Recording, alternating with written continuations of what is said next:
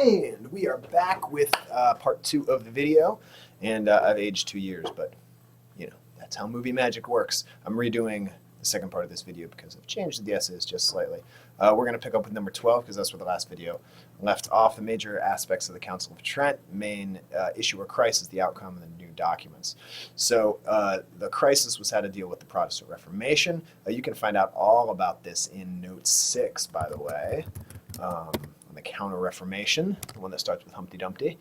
And they had 3 goals that we talked about with number 10, to reunite Catholics and Protestants, which did not happen, to clearly state doctrine, which they did, and to reform practices, which they did as well. They produced a ton of new documents, such as a new missal, which is the documents used for the liturgy and the Mass, a new breviary, which is the prayers, the divine office that priests and monks and nuns and sisters and deacons pray, morning, evening, and night prayer.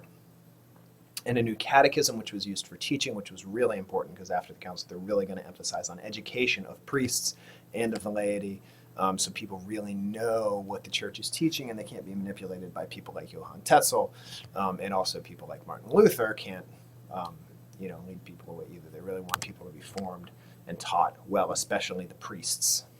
Remember, this is the age where universities are getting off the ground, so that's very much in line with what was going on in the larger culture, greater emphasis on education. All right, so number 13, be able to identify and describe each of these following saints.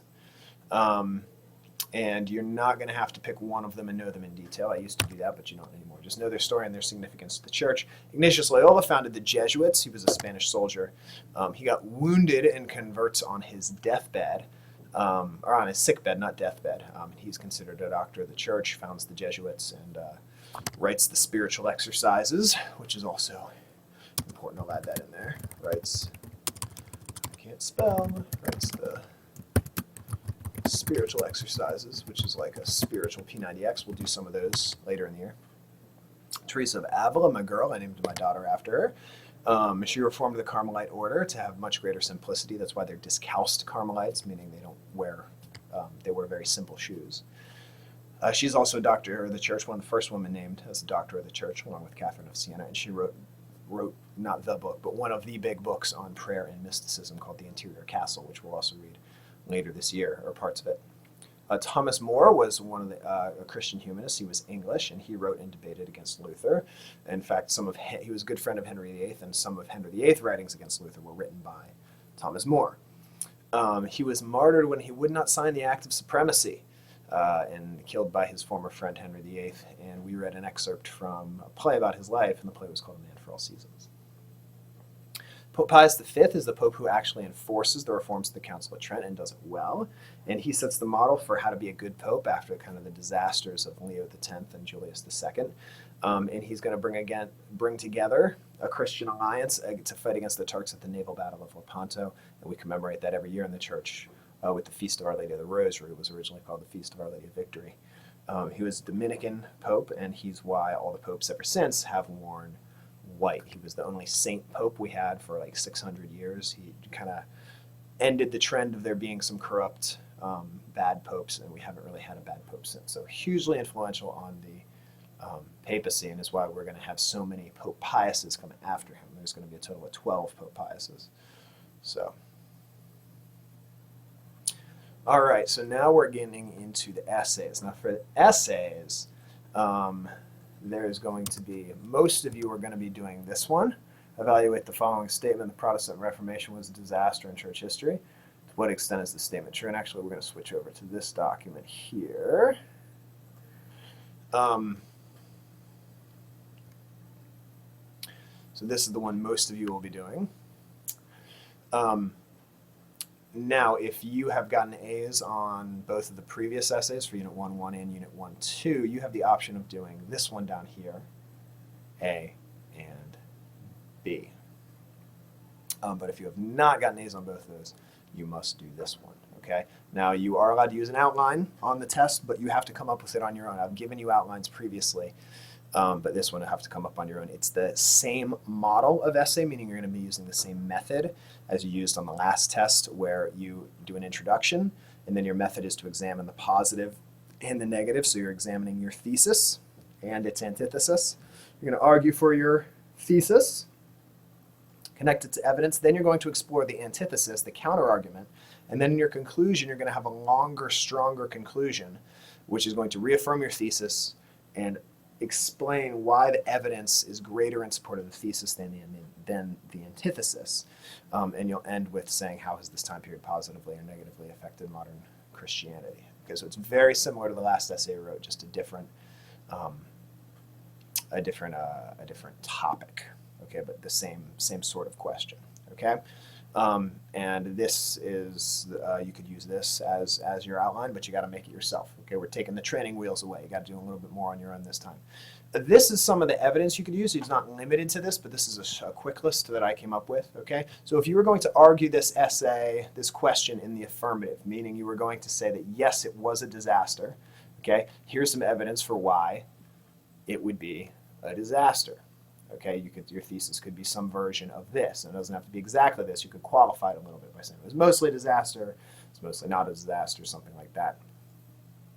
Note 7 goes through a lot of this stuff that you could use. So you could talk about the 30 Years' War and the French Wars for Religion, all the violence. You could talk about the Spanish Inquisition. You could talk about how it weakens churches' witness to non-Christians. Talk about schisms and division within Christianity, and how there's no longer a sense of Christendom after this. So those are all, and again, that's just a few. You could look in your textbook or in your notes for more evidence. Those are all things you could use to argue the affirmative side that it was a disaster. If you were going to argue the other side, you would use these, that it was not a disaster. You could say it got rid of the trend of bad popes. The church afterwards was less tolerant of abuses and corruption. We had many great saints and heroes. Let me add Erasmus in there because Erasmus is awesome. You could even argue that Martin Luther was a great hero if you wanted to. You'd have to offer some evidence. You could say that fixed abuses within the church, and it did eventually lead to reform like Trent. And some people would even say it was a revival of Christianity. Okay, so you got to decide whether your thesis is going to be the affirmative or the negative. Okay, if your thesis is the affirmative, then your antithesis is the negative. If your thesis is the negative, then your antithesis is the affirmative. Okay, so you're going to use both of these, but it just depends on which one you think is actually true. Okay, which one do you think is the more convincing? Which one can you make a more convincing argument for in your conclusion? Which one are you going to be able to say this? Are you going to say that this is stronger than this, or are you going to say that this is stronger than this? So that's what you got to decide. Which one of these is your thesis? Which one is your antithesis? That will decide which one goes in here. Okay? So that could be how you would organize it. You can use your essay on your outline on the test, so make sure you bring it in. Okay, now if you're going to do one of the challenge essays, if you earned an A, you get 27 to 30 on the essays for the previous units on both of them, then you can come and do one of these two essays. And if you're curious about your grades, you can come see me if you can't figure it out. Okay? Now, A is the more difficult one. Okay? It says, in class, we discussed the difference between judicial authority and teaching authority. And then in a well-structured essay, you're going to explain the difference between these types of authority and the danger that authority figures face when confusing them. Okay? So the topic is the difference between these types of authority, so you'll have to explain that a little bit in your introduction. And then the danger that authority figures face, that's your thesis, that's what you're trying to prove, is what is the danger. So in your explanation, include 2 examples of this type of confusion and its consequences. That's going to be your body paragraphs. 1 event from the Reformation era, 1 event from a more current era. And I guess if you wanted to do one from a previous era than the Reformation, I would let you do that too. That's probably fine. Just ask me about it. But the other event you got to come up with on your own. Your conclusion should conclude some ideas for how to avoid confusing these types of authorities. So that can go in your thesis, or I'm sorry, your conclusion. This is the most difficult of the ones, but if you do excellently on this, I will make sure you are rewarded. You might get a homework pass, you might get some bonus points. So this is for those of you who are confident in your writing ability and are ready for a challenge, or looking for a challenge. You want to impress me and show me what awesome writers and thinkers you are. Okay, so this is how I might organize it. You can organize it however you want, but I would do an intro where I would explain the difference between those 2 types of authority. All right, judicial authority is derived from laws and enforced by force. Okay, and it's coercive, whereas teaching authority is derived from truth and enforced by showing someone the truth. It's more persuasive. Okay. So, and then your thesis would be, I mean, these are just some ideas. You don't have to use these, but you can.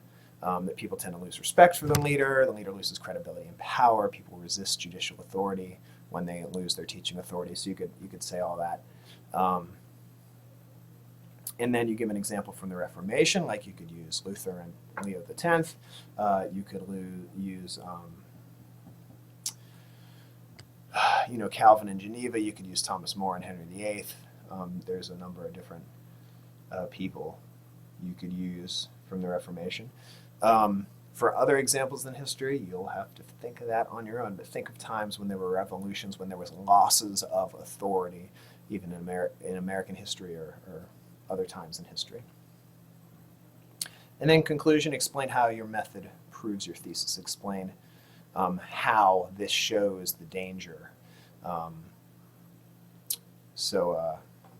Anyway, let me show you. This is the rubric that you're going to be using, or that I'm going to be using to grade you. Okay, so notice how many of the points are located in the introduction, because you're really going to have to explain this topic well. And then in your body paragraphs, you're going to connect your evidence to your thesis, and then your conclusion, you're going to reaffirm your thesis, recap your main points, and end with some thoughts on how to avoid confusing these types of authority, and how to maintain both. All right. Moving on to the last essay, not essay C. Well, it's the third essay, but I'm calling it essay B because it's the second challenge essay. And of course, you can come see me and go over your outlines with me if you're having issues or if you want help.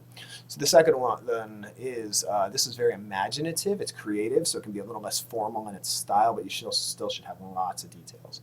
Okay, pretend you've been tasked with a mission to go back in time and try to peacefully reform the Renaissance Church while avoiding the schisms of the Protestant Reformation.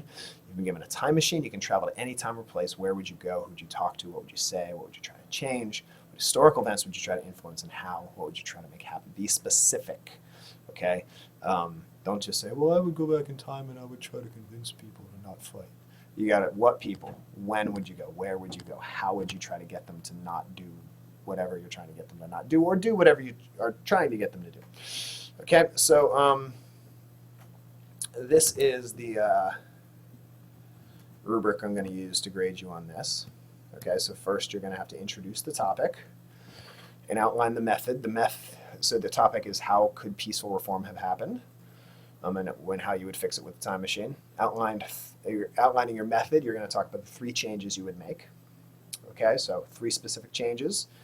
Then you're going to clearly state your thesis, and that would be that these changes would have reformed the church peacefully. Okay, now notice how many of the points are concentrated in the body paragraphs. Okay, you're going to get 5 points each paragraph. That's 15 points. That's half the essay, just based on the examples and evidence you include in your body paragraphs. So you want to say, oh, I'm going to go to this year, 15, 17, and I'm going to talk to this person, and I'm going to say this to them. And then, in this event, I'm going to try to get them to change this document to say that. So I want specific names of people, places, times, dates, events, documents, specific things. You should have several of those for each of these body paragraphs. Okay? Your conclusion here can be a little bit, I don't want to say weaker, but shorter, less intense, or less involved. So you'll reaffirm your thesis, summarize your main points. But the bulk of this essay happens in the body paragraphs, where you really show me that you understand how all these pieces work together and the effects of the different things the different events and people that we've studied, and how changes in those might have affected the whole Reformation. Okay? So this is how I would outline it. I'd do your intro, and then do the first thing, the second thing, the third thing, and then a short conclusion. All right. You might look at note 6 for this. You might, for unofficial reforms, we even talked about how might a schism have been prevented. And then I'd also look through notes 1 and 2, where it talks about contributing factors in brewing a reformation. Those might be some things that you could be like, oh, well, these were contributing factors, so I could go back in time and maybe try to change some of those. Your book also has some good section on this, which is on page, I forget exactly what page it's on, but I know I put it in notes 2. So if you go into notes 2, there's a place where I say, oh, this is talked about in the book. It's like, I think it's, well, let's see if I can look it up. I'll just look it up. It's page 142, contributing factors. Okay? And if you have issues, come see me. Good luck. I hope